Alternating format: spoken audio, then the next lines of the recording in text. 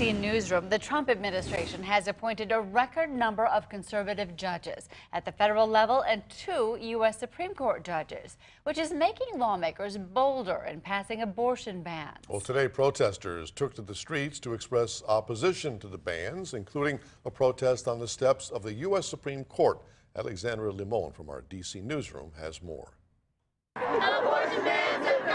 These protesters at the U.S. Supreme Court joined others around the country, saying they don't want to return to a time of illegal and deadly backstreet abortions. It's your body, your choice, and you should have a say in that, and no one else should. Democratic lawmakers joined the group, while California Congresswoman Jackie Speier shared her own abortion story. The fetus was not going to survive outside of the womb.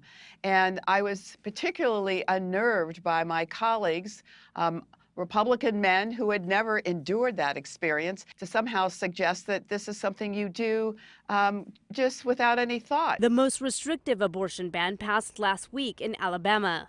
It would prevent women from getting abortions, even in cases of rape or incest. Other states have recently passed their own abortion laws, including bans on abortions once a fetal heartbeat can be detected. The states passed these restrictive abortion bans with the goal of igniting a legal battle and the hope that it will end up here before the U.S. Supreme Court. We've been appointing conservative judges to our courts at every level. Elizabeth Wydra with the Constitutional Accountability Center says abortion law is unlikely to change overnight. So even those on the court who might be opposed to the right to abortion will probably want to chip away at it. The Supreme Court could decide as soon as this week whether it will take up one or more of the recent abortion laws.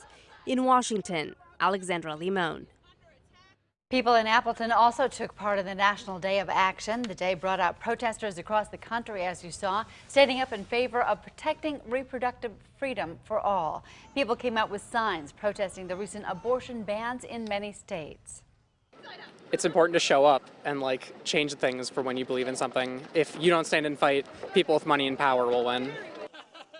An estimated 150 people were at today's demonstration in Appleton.